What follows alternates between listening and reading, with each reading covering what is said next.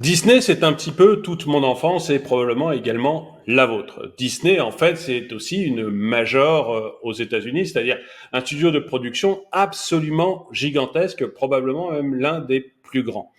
Et actuellement, ce que l'on voit beaucoup avec Disney, c'est des films qui nous intéressent de moins en moins, qu'on va de moins en moins regarder, et même, je dirais, quelques remakes que je trouve un peu gênant. Je parle du remake notamment de Peter Pan qui vient de sortir, de celui de la petite sirène ou celui de Blanche-Neige qui va sortir bientôt et qui reçoit un maximum de mauvaises critiques quand on va sur YouTube ou quand on va sur des sites spécialisés comme Rotten Tomatoes. Et donc, voir Disney comme ça diminuer un petit peu, ça me posait beaucoup de questions et je me demandais si c'était moi qui me faisais vieux ou si c'était tout simplement le fait que Disney était en train de tomber. Et donc, j'étais comme ça en train de penser à ça et je zappais un peu sur YouTube et je suis tombé sur la chaîne de Vince, donc Vince de Plot Time. Bonjour Vince qui Bonjour à donc toi. critique a une chaîne de critique de films, hein, la chaîne Plot Time. Je vous mettrai un lien dans la vidéo pour que vous puissiez aller la voir. Et donc, il a fait tout un sujet sur Disney, un sujet qui s'appelle Disney meurt et c'est peut-être tant mieux. La vidéo m'a beaucoup intéressé parce que ça montre effectivement que Disney est dans de grandes difficultés, comme beaucoup de plateformes de streaming actuellement, et que c'est dû uniquement, enfin, à mon avis, uniquement à des raisons politiques, ou principalement à des raisons politiques. Et c'est pour ça que j'ai invité Vince pour qu'on puisse en parler. Alors, Vince, donc on va parler de la mort annoncée de Disney, même bon, il y a peu de chances que le mastodonte s'écroule complètement, mais enfin Ouais, déjà, oui, ils vont se voilà, relever, t'inquiète la pas. grosse baisse de Disney actuellement. Est-ce que tu peux, parce que on va revenir un peu à ce qu'il y avait juste avant la pandémie de Covid. On avait un Disney qui allait Hmm, plutôt bien, qui venait de sortir Avengers, ouais. euh, Ça, voilà, ça allait qui même était très une très bien. super boîte. Qu'est-ce qui s'est passé? Qu'est-ce qui s'est passé pour que Disney baisse comme ça? Euh, En fait, il y a eu un espèce d'effet boule de neige. Déjà, ça a commencé, bon, comme tu le dis, il y avait la période Covid. Avant ça, ça marchait très bien. Il y a eu même les remakes live action du type Roi Lion, Dumbo, tout ça, ça marchait très très bien. Je crois que le Roi Lion, c'est un des films qui a le mieux marché au box-office, hein, en plus. Enfin, le remake, la version 2019, si je ne me trompe pas. Et donc voilà, ça marchait plutôt bien. Et là, Disney se sont dit, tiens, on a trouvé un filon qui est le remake live action, qui consiste à, voilà, à créer un remake des vieux classiques que pour eux, j'imagine, je sais pas s'ils pensent que tout le monde a oublié. Moi, j'ai grandi avec ces films alors qu'ils sont très très vieux. Mais voilà, et j'insiste, si vous avez des enfants, montrez-leur ces films, ils sont très bien. Bref. Donc voilà, ils se sont dit, tiens, on a trouvé le filon, ce sont des vieux classiques qui marchaient très bien, on va faire des remakes. Et il y a eu toute la période de rachat. Ils ont racheté Star Wars, Marvel, la Fox. Donc ça n'arrêtait jamais, ça montait sans arrêt. Donc voilà, il y a eu les nouveaux remakes, les nouveaux Star Wars, les nouveaux Marvel, l'instauration du MCU qui explosait et qui n'arrêtait pas de grimper encore plus avec les Avengers. Donc ça se passait plutôt bien pour eux. Et ensuite, le premier élément déclencheur a été donc la période Covid. Et donc voilà, tu connais forcément l'histoire, je pense que tu es bien placé. Et il y a la période Covid qui fait que les cinémas ont dû fermer. Et là, à ce moment-là, on a Disney qui devait trouver une solution. La première solution, c'était Disney+. Disney+, ça a très bien marché avec l'arrivée de la série Star Wars, The Mandalorian. Et ils se sont dit, bon, voilà, on a trouvé une solution pour pouvoir survivre le temps de cette pandémie, c'est de tout mettre sur Disney+. Et là, ils se sont dit, ouais, mais comment on fait pour les films, les vrais films au cinéma, parce que voilà, c'est ce Mm. qui nous rapporte des petits sous. Enfin, voilà, c'était quand même un gros apport d'argent. Ils se sont dit, bon, on va faire un truc, c'est qu'on attend que ça réouvre, on va voir ce qui se passe. Et là, ils se sont dit, on va sortir le film Mulan, le remake live action, encore une fois. On va le sortir en simultané en Amérique sur Disney+, au cinéma. Et donc, ça n'a pas marché. Et là, c'était le début de la fin. Enfin, ils ne le savaient pas encore, mais c'était le début de l'échec parce que suite à ça, va s'enchaîner tout un tas de péripéties, comment dire, où ça descend vers le bas. Et euh, encore une fois, à cause de cette volonté de tout mettre sur Disney+, il y a eu cette perte d'intérêt, plus les gens qui se désintéressaient du cinéma également, avec cette période-là. Bon, même si c'est revenu après. Et donc voilà, donc pour l'instant, Disney se sont dit que c'est à cause de cette période. C'est rien, c'est normal. Puis on est arrivé vers la fin et la réouverture des cinémas. C'était un peu lent à remonter. Et là où les autres ont commencé à percer, on peut penser par exemple à Top Gun 2 qui a cartonné et qui a été vraiment la révélation. Enfin, même Spielberg a dit que c'est Tom Cruise a sauvé le cinéma avec ce film et ça comment dire, ça redonnait le goût du cinéma aux gens. Et malheureusement, Disney, Marvel et compagnie n'ont pas réussi à se relever de ça et ils essayent encore. Les films d'animation, ça marche plus. Marvel, ça marche plus. Même les Gardiens de la Galaxie 3, qui, pour moi, est un très, très bon film pour le coup. Même lui, il a du mal à. Il fait un meilleur démarrage que les autres, mais il a quand même un peu de mal. Les live action continuent d'être mis sur Disney+. Et la qualité, on voit qu'il y a moins de budget, enfin, on voit que c'est très limité, c'est très bizarre. Enfin, ce qu'ils font, leurs décisions sont très étranges. On voit qu'ils commencent à perdre le contrôle de leurs décisions. Ils ont viré leur employeur pendant Le PDG, ouais. le PDG, l'ancien PDG, pour faire revenir l'ancien PDG qui était en retraite. Je crois que c'est Bob Iger, et du coup en urgence, et malgré ça continue de descendre. Les abonnés de Disney Plus s'en aillent, et suite à la saison 3 de The Mandalorian, qui pour ma part était pas de très bonne qualité, je trouve. Enfin voilà, et je peux comprendre que les gens se désabonnent par rapport à ça. J'ai vu tout à l'heure, à l'instant, que ils ont perdu au second trimestre de 2023, ils ont perdu 4 millions d'abonnés supplémentaires. Donc en fait, ça continue de descendre, malgré le fait leur prise de décision mais comme 4 ça. millions d'abonnés, oui, c'est énorme. Parce qu'en fait, la plateforme de streaming, c'était censé devenir le fer de lance de Disney. Et on voit que c'est ce qui ça. lui fait perdre Ouais. énormément d'argent. Hein. J'ai lu quelque part qu'il s'est perdu 1,5 milliard, je crois, sur la plateforme de streaming. Ça, c'était sur la fin 2022, et là, je crois que c'était au total, ils ont calculé s'ils ont perdu jusqu'à 4 4 milliards. millions, Ah oui, d'abonnés. 4 Oui, millions d'abonnés sur Disney+. Et oui, il y a eu milliards, et puis le 4 millions d'abonnés en plus qui sont partis. Et du coup voilà, ils se sont juste beaucoup reposés sur leur laurier par rapport à Disney+, où ils ont beaucoup misé. Et en final, ça devient un petit peu leur entité, quoi. Ça les dévore. Et puis, en plus de ça, ils commencent à prendre des décisions un peu bizarres, étranges, qui fait qu'ils Mais en ce que je arrivent à ce comprends point. pas, c'est que y a eu des séries. Alors ça va peut-être pas parler à notre public, mais il y a eu des séries comme She-Hulk. Il y a eu des films comme Buzz l'éclair où on était certain que ça allait flopper. Là, il y a les Marvels qui Ouais. vont sortir, qui rassemblent Captain Marvel que personne n'a aimé au cinéma, plus deux héroïnes de séries, mais hyper obscures, des séries qui ont bidé ou qu'on n'a jamais vues. Ouais.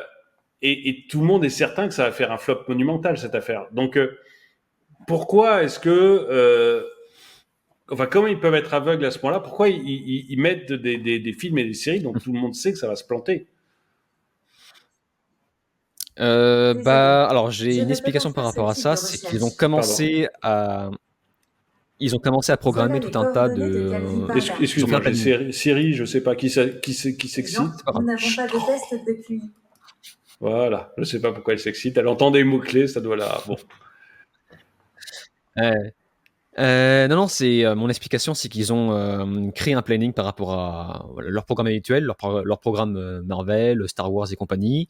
Ils ont créé un planning, ils ont commencé à tourner, donc ils ont commencé à dépenser de l'argent. Et là, forcément, ils sont arrivés à un point, ils ne peuvent plus faire marche arrière. On pense par exemple à The Marvels, qui c'est comment dire va totalement à l'encontre de ce qu'ils devraient faire en quelque sorte.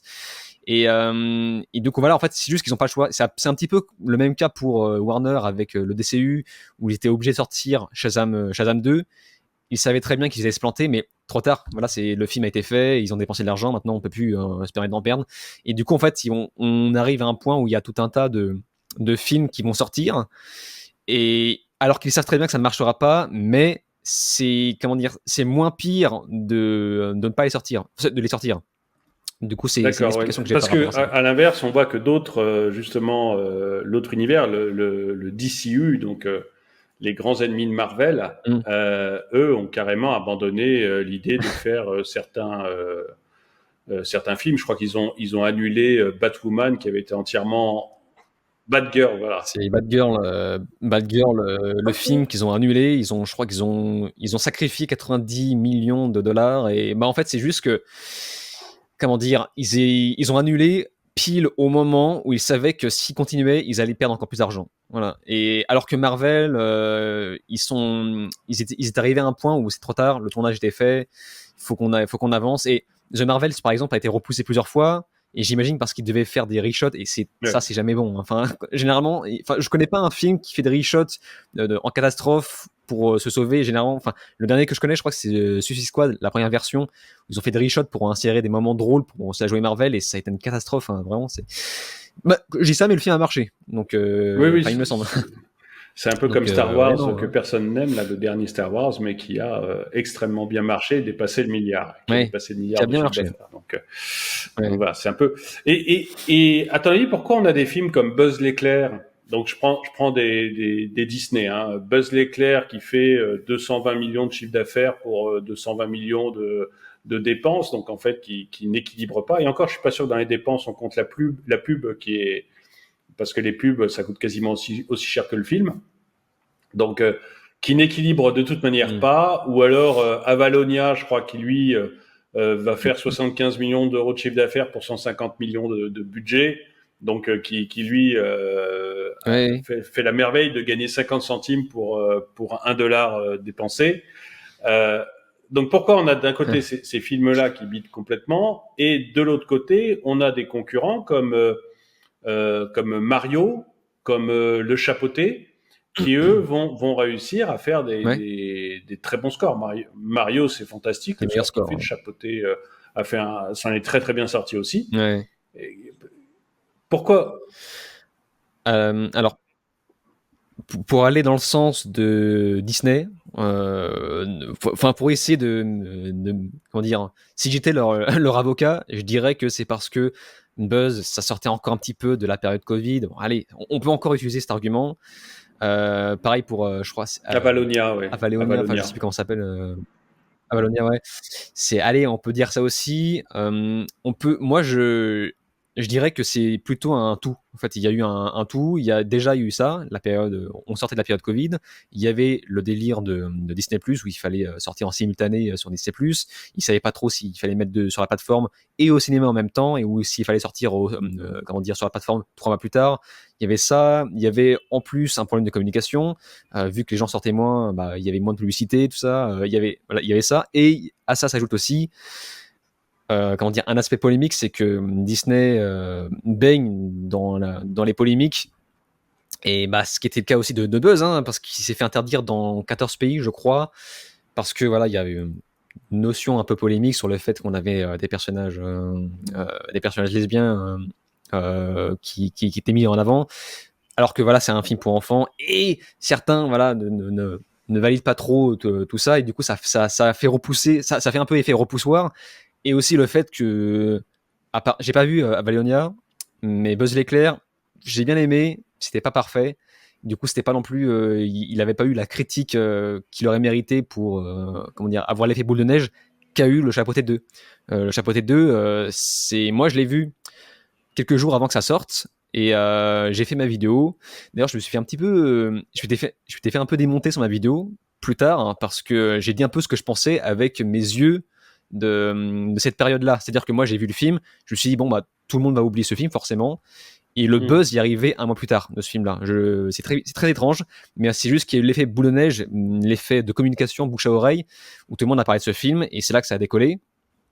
Pareil pour Super Mario, bah là c'est un peu différent, c'est juste que c'est très connu, c'est mondialement connu, et là c'était vraiment la période où ça y est, les flambeaux commençaient à se rallumer pour le cinéma, et donc il n'avait plus trop de doute sur le fait que ça allait marcher. Et, voilà, c'est du coup, voilà, c'est un tout. Moi je dirais que c'est un espèce de tout. Il y a l'aspect polémique, et surtout que le Chapeauté 2 et Super Mario Bros n'ont pas pris de risque sur l'aspect polémique que Disney a tenté. ils ont essayé des choses, de baigner un peu plus dans le progressisme, et c'est risqué. Ils ont essayé leur chance, quoi.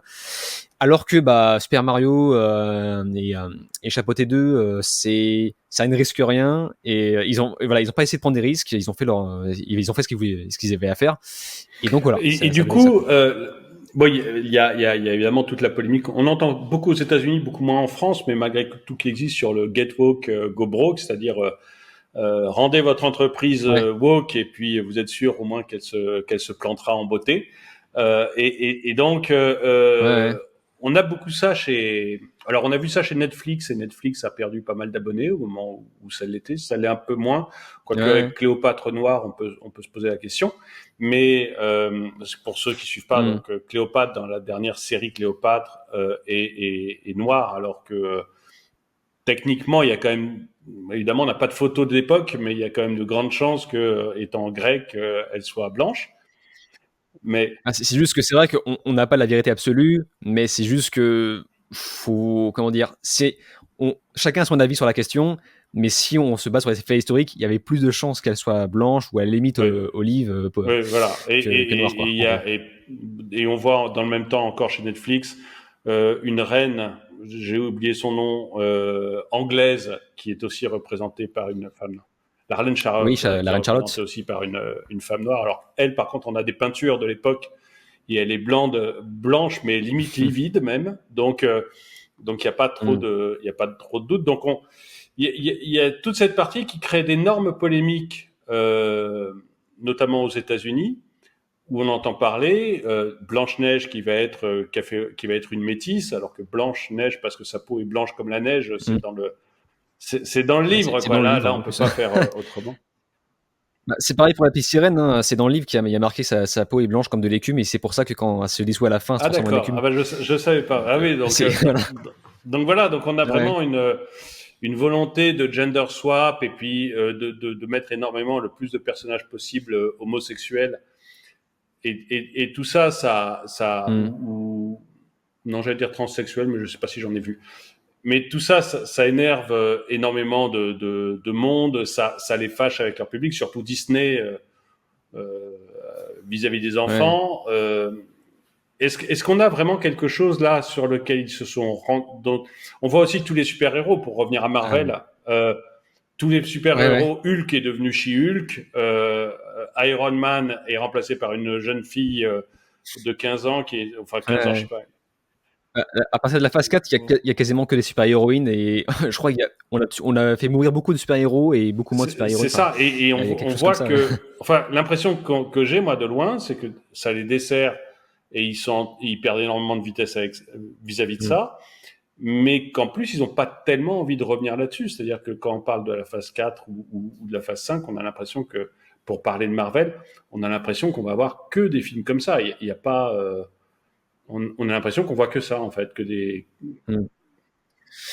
Alors, par rapport à ça, déjà, la fameuse phrase qui dit Get woke, go broke, je crois. Moi, je suis à la fois d'accord et pas d'accord.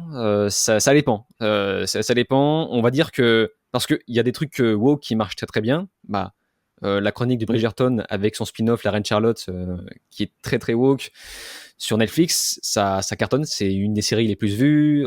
Pareil, The Witcher, c'est très woke, ça marche très très bien. Bon, ça va marcher moins quand Henry Cavill partira, mais c'est les trucs dit woke, ça marche. Il y a des fois ça marche très bien, et il y a des fois ça marche un peu moins bien. Après, il faut juste regarder pourquoi dans certains cas ça marche et dans d'autres cas ça marche moins bien. Bon, déjà, c'est Netflix, par exemple, ça a baigné son public là-dedans. Ils ont un public qui très woke, et surtout généralement dans les séries, c'est souvent dans les séries pour adolescents qu'ils insèrent des éléments woke, avec beaucoup d'homosexualité et beaucoup de swap color et ce qu'on veut. Et moi, je pense par exemple à la série Certain Reasons Why, qui est une série que j'aimais beaucoup sur la première saison. Et dans la saison 4, ça devient presque parodique, genre tout le monde est homosexuel, et moi, il y a pas de problème, hein, en vrai, c'est juste que c'est tellement forcé que toi t'es là devant derrière l'écran, là, voilà. On vous voit, hein, voilà, mais c'est juste que Netflix habitue un public plus jeune à ça, et ce qui fait qu'ils aiment, comment dire, ils créent un public basé là-dessus. Donc le public de Netflix est très woke, et c'est pour ça que leurs propres produits, leurs propres séries déjà woke cartonnent. Et encore une fois, comme la Reine Charlotte, et personne ne se pose la question de savoir si à l'époque des reines d'Angleterre, il y avait des reines noires, ce qui n'avait aucun sens. Mais voilà, c'est comme ça, c'est le public qui est comme ça. Et Disney Plus a tenté de faire la même chose, parce que toutes les entreprises sont soumises à peu près au même, enfin, c'est pas imposé, c'est juste que c'est fortement recommandé, avec un score ESG qui leur fait gagner des financiers pour des investisseurs pour coter en bourse, pour pouvoir comment dire, mettre en valeur leurs produits. Et du coup, il faut qu'ils respectent certains critères. Et c'est pour ça qu'aux Oscars, on va imposer des critères comment dire, de diversité, un critère. Il faut mettre un pourcentage d'handicapés dans les films, un pourcentage de femmes, tout ça. Et c'est pour ça qu'on a de plus en plus ça, surtout en Amérique, et ça commence à arriver en France. Et mais le problème, c'est que là où Netflix avait réussi à faire ça, parce qu'ils ont créé un public comme ça, Disney+, c'est un peu différent, parce que Disney, ils ont créé un public à partir de gens très conservateurs. Par exemple, Walter Disney, c'est un homme très conservateur, et ça a été créé, comment dire, la base de Disney, c'est ça, c'est le conservatisme, la famille. Donc forcément, quand on parle de famille, on pense la famille à l'américaine, le rêve américain à l'ancienne, avec un couple hétéro et des enfants, avec une maison, et ça a été basé sur ça. Et du coup, forcément, quand Disney change ce qu'ils étaient avant, là, ça marche moins bien. Et pareil pour Marvel, qu'est-ce qui plaisait? C'était les super-héros, c'était les héros très virils, très musclés, voilà, un peu caricatural. Ça plaisait aux petits garçons. Puis voilà, le public à la base, c'était essentiellement masculin. Et là, du coup, ils essaient de retourner les machines en se disant on va faire un public féminin.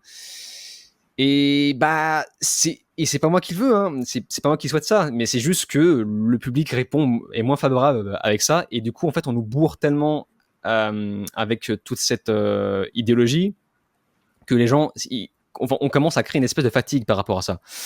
Et ça, même que ce soit pour des gens noirs, blancs, ce que tu veux, et des gens homosexuels, ça crée une fatigue, parce qu'on voit qu'ils forcent, qu'ils en font exprès, et que ça vient pas avec le cœur. Parce que moi j'adore il n'y a rien de meilleur que regarder un film féministe ou un film qui parle de l'homosexualité quand ça vient du cœur. Et le problème, c'est qu'aujourd'hui, on force tellement la main qu'à chaque fois qu'on voit ça, on se dit voilà, c'est fait exprès. Alors qu'à l'époque, les trucs féministes, c'est très bien vu. Enfin, ça, parce qu'on voyait que c'était vraiment, c'était fait avec une âme. Je pense par exemple au film Chevalier du début des années 2000 avec Heath Ledger. C'est un film que j'aime beaucoup. C'est pas un film de ouf.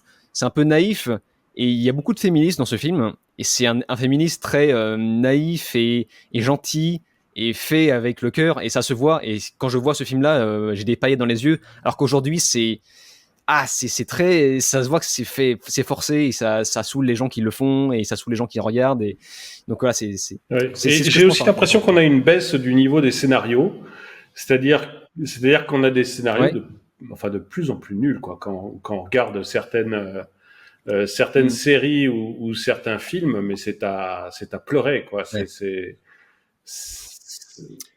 Alors moi j'ai une explication par rapport à ça, mais ça va en faire hurler plus d'un. Mais c'est juste que comment dire, bon, je vais essayer de mesurer mes propos, hein. C'est par exemple pour chez Hulk, les Marvel, vu qu'ils fonctionnent un petit peu comme des robots, comme une IA, ils se disent on a une série avec une Hulk au féminin, donc le public doit être féminin, et on va engager que des femmes, on va faire un truc féministe, et on va faire ça, et du coup ils embauchent que des yes man, ou yes women en tout cas, qui n'ont pas beaucoup d'expérience. Et j'y peux rien, hein, c'est factuel. C'est quand on regarde leur CV, à chaque fois leur expérience est zéro, quoi. Enfin, il y a rien derrière, et qui connaissent pas trop, et ils se disent bon voilà, il nous faut un quota de trucs, il nous faut un quota d'hommes ici, un quota de femmes ici, et du coup ils embauchent jamais les bonnes personnes au bon moment, ce qui fait qu'on se retrouve avec des produits peu qualitatifs.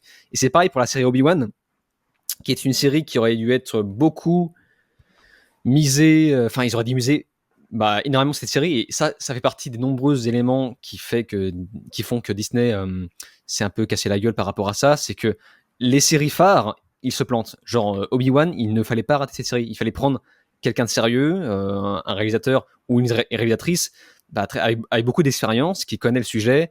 Et à la place, ils ont choisi des Yes Man. Ils ont choisi, je sais plus qui showrun la série, avec une femme en réalisatrice qui n'a pas beaucoup d'expérience également.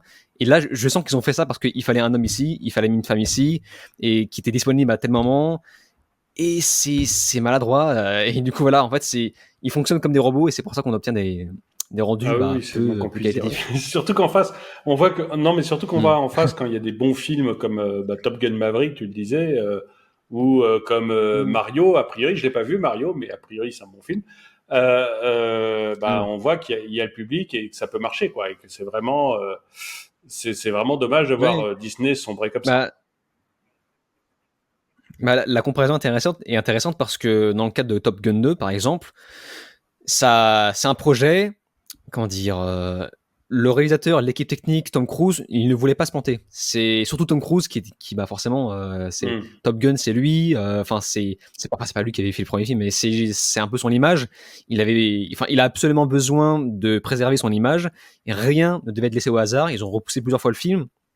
Et en plus, il y a eu la pandémie, il fallait faire retarder le film. Le réalisateur avait un peu d'expérience, et c'est pas un grand réalisateur, mais le peu qu'il avait fait, il avait prouvé. Je crois qu'il avait fait Tron Legacy, j'ai bien aimé, moi. Il avait fait aussi Oblivion. Donc il y avait un peu d'expérience. Tom Cruise était très sévère avec l'équipe, tout ça. Donc il y avait vraiment une volonté de bien faire, et il y avait beaucoup de cœur aussi, et beaucoup de maîtrise.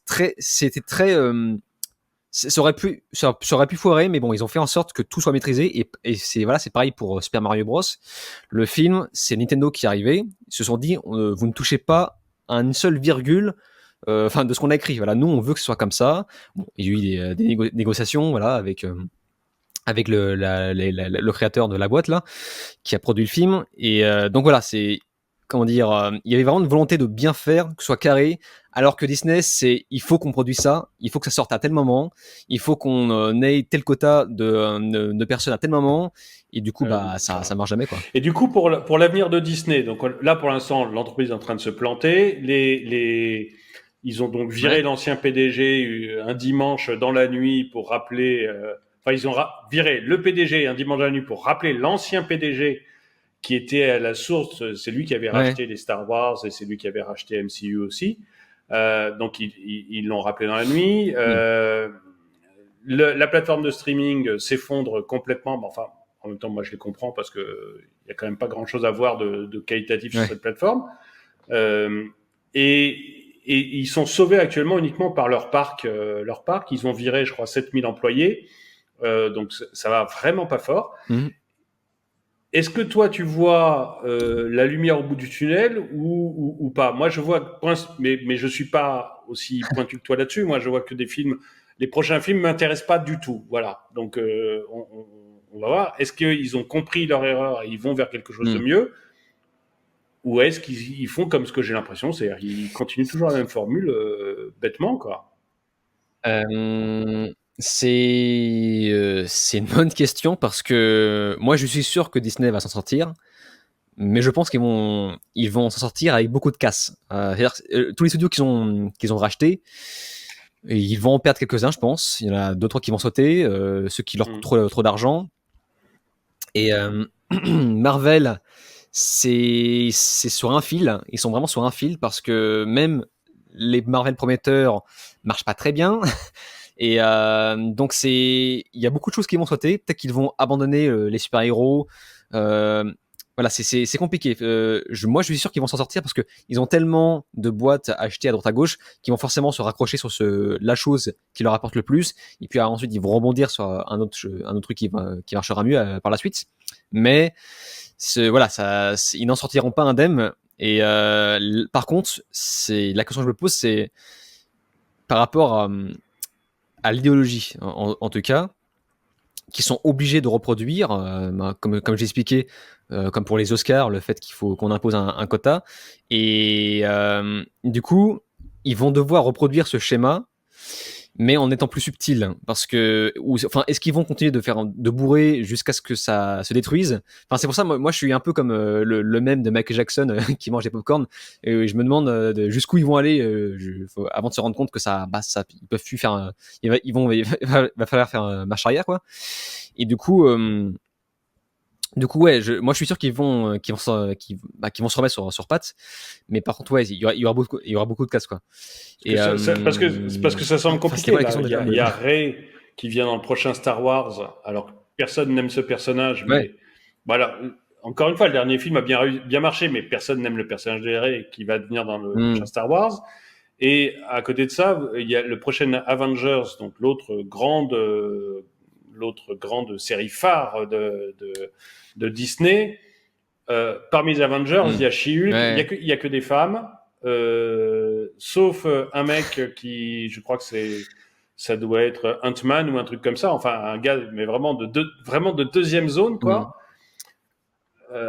Oui, puis il y a aussi le grand méchant de la phase 5, qui est censé être le méchant des films Avengers, Kang. Je crois que il est interprété par Jonathan Majors, qui se fait subit une cancel culture en quelque sorte, parce qu'il se fait accuser de violence conjugale, je crois, par sa conjointe. Et donc il y a rien qui va. Il y a vraiment rien qui va. Et j'ai pas vraiment la réponse à la question, en fait. Je sais pas. Ça peut être l'un ou l'autre. C'est moi. Forcément, il y aura de la casse. Et je vais admirer le spectacle de la casse. Et c'est même possible qu'ils ne parviennent même pas à arriver à produire leur dernier Avengers. Voilà, moi je pense que forcément il y aura des studios qui vont sauter, et peut-être que Marvel en fera partie. Parce que là on voit que Marvel on est vraiment en bout de course. Bon, leur avantage c'est que DC a l'air déterminé à suivre exactement le même chemin qu'eux, donc ça semble aussi mal parti pour DC, mais bon, on verra bien. Bon, en tout cas, Vince, merci. Donc la chaîne Plot Time, je le rappelle, je mets des liens dans la vidéo et dans la description pour que vous puissiez aller voir notamment la vidéo que Vince a fait sur Disney. Merci d'être venu et merci à vous d'avoir regardé cette vidéo. Mettez-lui un pouce vers le haut, commentez-la, partagez-la. Merci à toi d'avoir invité. Et puis, à tous, je vous dis à très bientôt.